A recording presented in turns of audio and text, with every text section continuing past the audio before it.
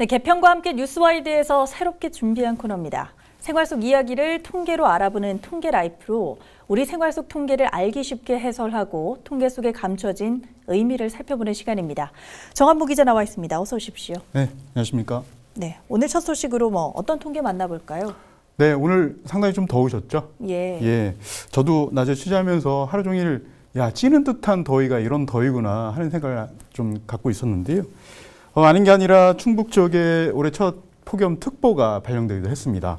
그래서 오늘은 이 더위와 관련된 이야기를 좀 해볼까 합니다. 네, 장마 소식이 좀 이어진다라고 들었는데 여전히 무더운 날씨가 좀 이어지고 있긴 합니다. 그렇습니다. 지금 소강 상태인데요. 그래서 그런지 습도도 굉장히 높고 매우 무더운 날씨가 계속되고 있죠. 이런 그 날씨에서 문제는 식중독 등 감염성 설사로 고생하는 사람들이 늘고 있다는 겁니다. 첫 시간부터 이 변 얘기를 해서 좀 그렇긴 합니다만, 설사는 대부분 2주 미만의 이제 급성 설사로 발전을 하는데요.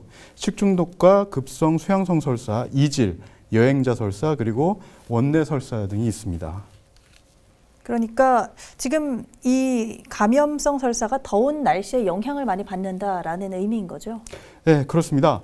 대표적으로 설사를 동반한 식중독이 최근 행안부가 공개한 자료에서 보듯이 1월에 가장 적다가 점점 늘어나는 것을 볼 수가 있습니다. 화면에 보실 텐데요. 보시면 8월과 9월에 가장 많이 발생한 것으로 나타나 있습니다. 지금 이 식중독을 유발하는 세균, 균들이 굉장히 많지 않습니까? 그렇습니다. 이 바이러스나 세균, 원충, 기생충 등 다양한데요.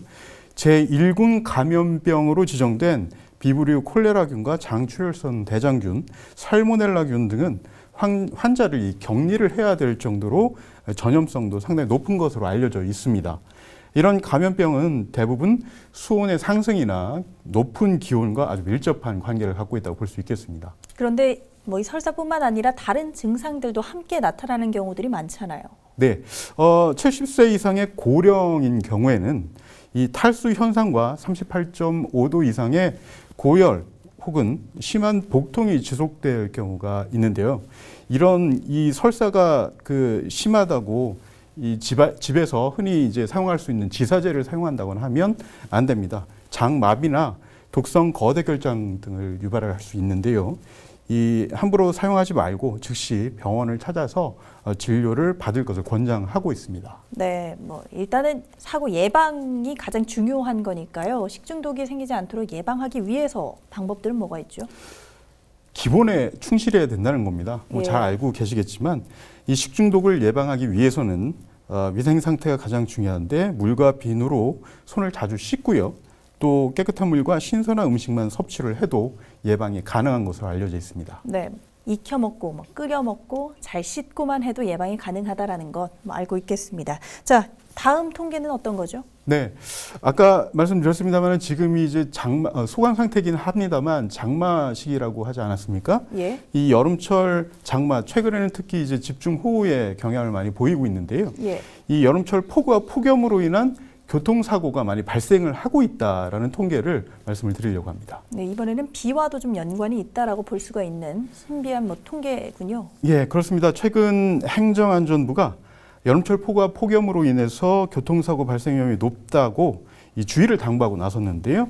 실제 도로교통공단에서 발표한 자료를 보면 2013년부터 2018년까지 5년 동안 6월에서 8월에 발생한 교통사고가 전체의 24.5%인 142만 3천 건이 발생해 5,200여 명의 사망자와 227만 명의 부상자가 발생했다고 밝혔습니다.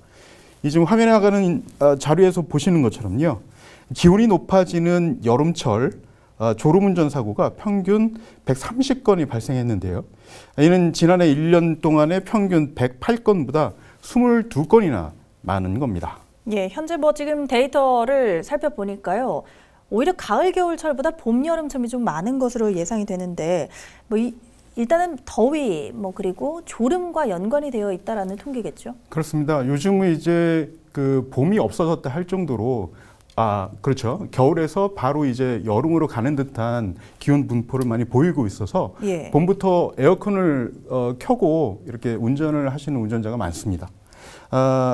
이 아나운서도 여름철에 에어컨 뭐 반드시 틀어야 하지 않겠습니까? 더우니까요. 네, 그렇죠.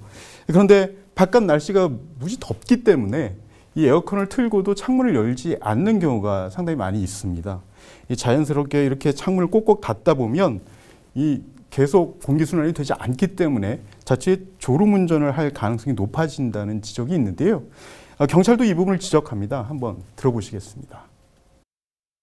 기온이 올라가는 여름철에는 졸음운전 및 빗길에 의한 교통사고가 많이 발생되고 있습니다. 따라서 장거리 운전을 할 시에는 수시로 창문을 열어 환기를 시켜주시고 최소 2시간마다 휴식을 취해야 하겠습니다. 또한 비가 오는 날에는 가시거리가 짧기 때문에 반드시 전주등을 켜시고 감속 운전 및 안전거리를 충분히 확보한 후에 운전을 하시면 되겠습니다. 네, 여름철 노면 상태 이야기를 좀 했는데요. 앞서 여름철에는 수막 현상이라고 하죠. 비가 많이 내리면서 미끄러워지는 현상들도 발생하는데 이와 관련된 자료들 좀 있습니까? 네, 그렇습니다. 한국도로공사에 따르면 2014년부터 2018년까지 5년 동안 땅 꺼짐 현상이 62,501건이 발생했다고 합니다. 폭우가 잦은 6월에서 8월에 14,000건이 발생하는 것으로 집계가 됐는데요. 이 시기에 집중된다고 볼 수 있는 겁니다. 이 땅만 꺼지느냐? 그게 다가 아닙니다. 또 땅이 솟아오르기도 합니다. 그 폭염으로 인해서 콘크리트가 달궈지게 되면 팽창을 하게 되는데요.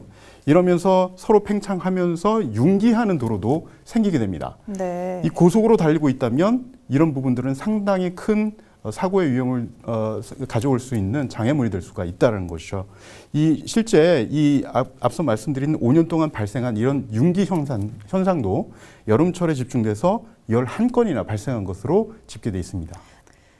네, 여름철 더위 식중독과 관련해서도 안전사고 예방도 중요시해야 된다라는 것들 다시 한번 환기해 주셔서 고맙습니다. 자, 정 기자 수고했습니다. 네.